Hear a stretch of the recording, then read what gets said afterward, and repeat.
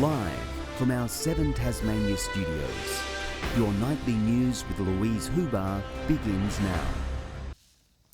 Bolstering female participation in the racing industry is at the core of a new statewide campaign. Madeline Ogilvie is spruiking the positive step forward as she slaps down fresh criticism for her handling of the portfolio from political opponents. The thrill of riding is like no other for this talented jockey, and Chelsea Baker wants other women to experience a career on the track. Just because you're a female doesn't mean you have to ride light or have to have roughies in the field. Females can do it just as well as males. The Tasmanian features in a new advertisement looking to draw in more females who make up just 30% of thoroughbred participation. I think if we continue to put more of a spotlight on it towards the women in racing, we can encourage the younger generations of myself probably 6-7 years ago to say I can do that too. With the sport providing one of the only fields where men and women compete on equal terms, the Racing Minister wants inclusivity to be at the forefront of its future. This is the opportunity now to go for diversity, to go for talented women, and just there is no barrier for women to succeed in racing. But Madeline Ogilvie isn't copping any praise from the opposition, under fire from the handling of complaints to her office. The Minister's performance in estimates on Thursday was appalling, and her treatment of botcher in particular has been really, really bad. Facing controversy in recent months, an independent review of the harness racing sector is now well underway, with the fine print of Ray Murray's report to be handed down in just 2 weeks. He's been meeting with people. I'm looking forward to seeing the result, and we'll deal with the outcomes as they arrive. Those outcomes to be pivotal in understanding the way forward. Grace Evans, 7 Tasmania News.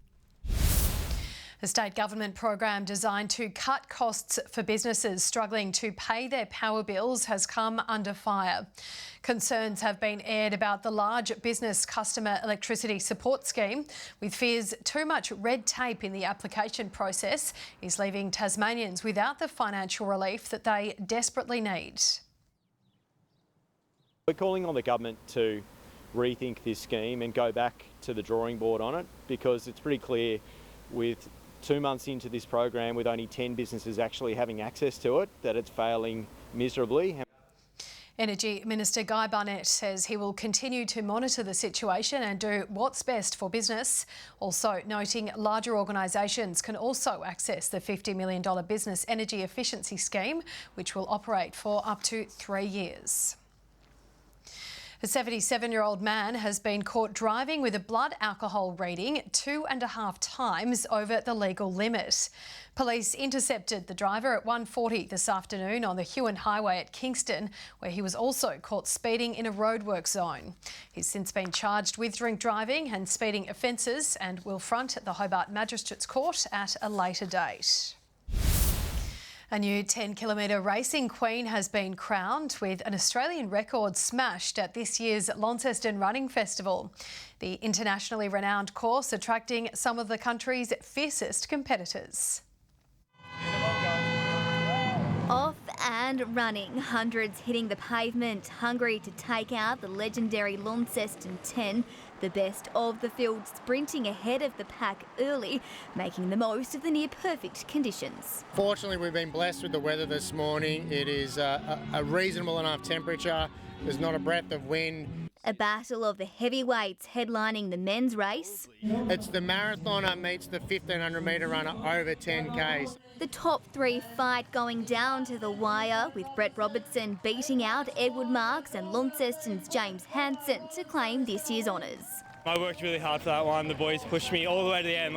It was literally a sprint finish, which I don't really participate much in. Meanwhile, in the women's 10, it was a history-making day. Give it up, the winner of Launceston for 2023, Leanne Pompiani. Flying across the line in 31 minutes and 37 seconds, setting a new national benchmark. And you are the fastest female ever in Australia.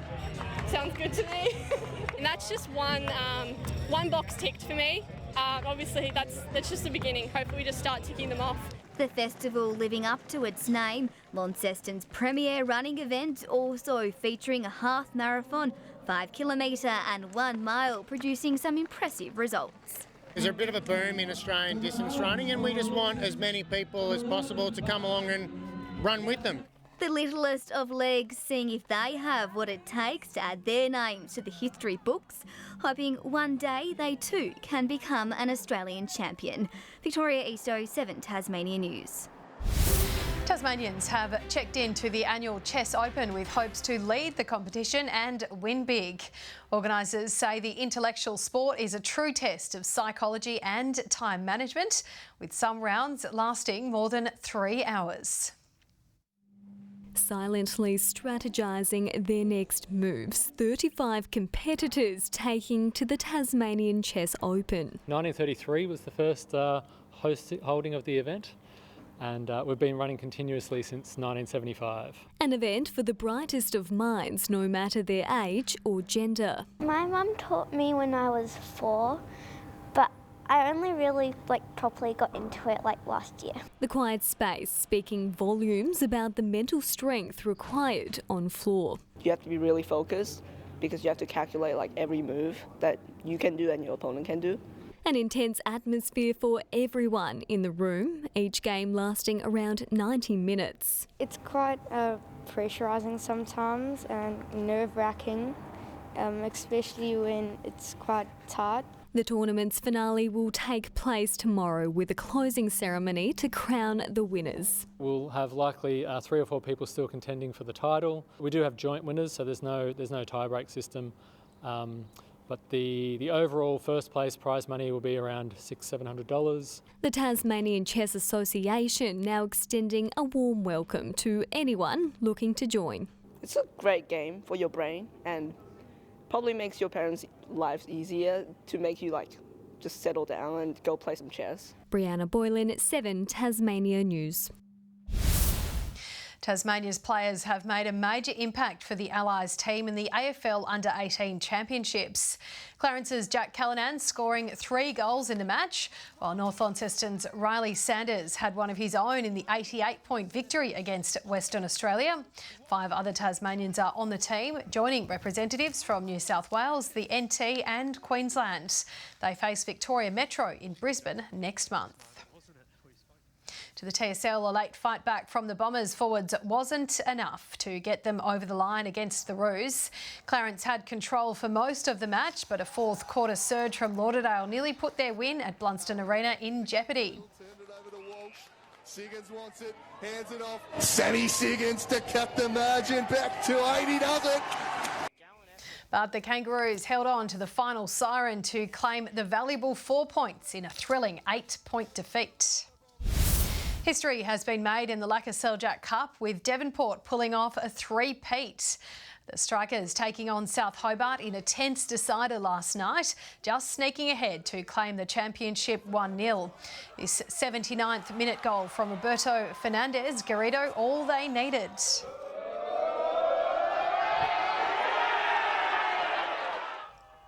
The Strikers are the first side to win 3 back-to-back cups and will now progress through to the Australia Cup. Good evening. The high today was 17 in both Launceston and Hobart, Devonport and Burnie 15. Grove, the Friendly Beaches and St Helens also reaching that high of 17 today, 16 for King, Flinders and Maria Islands, as well as at Bushy Park and Strawn. Wynyard and Lowhead 15 and Liaweenie a high of 9 today.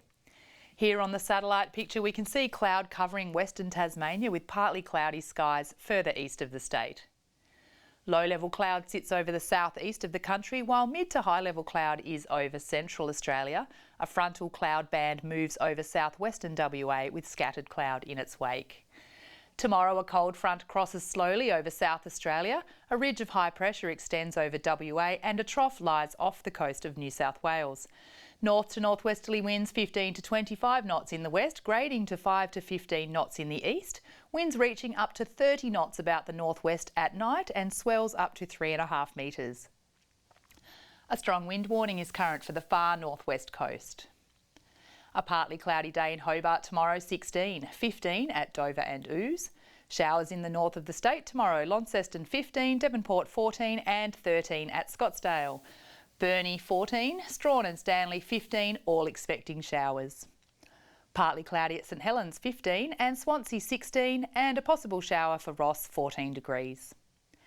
On Tuesday, showers will increase about the north, then extend to the west coast during the day. There are possible thunderstorms in the northwest also. Wednesday, showers about the West and Bass Strait Islands, mainly fine elsewhere, and Thursday, showers statewide, contracting to the west and far south during the morning. A mostly sunny day ahead for Darwin, 33, sunny also in Broome, 30, and Adelaide, 19 degrees, showers developing there. Right now in Hobart, it's 11 and partly cloudy, Launceston 12 and cloudy, Devonport 12 and mostly cloudy, and that wraps up the weekend weather report, Lou. That's all your news for this weekend. Thank you so much for joining us. Kim and the team will be with you tomorrow. Have a lovely evening. Good night.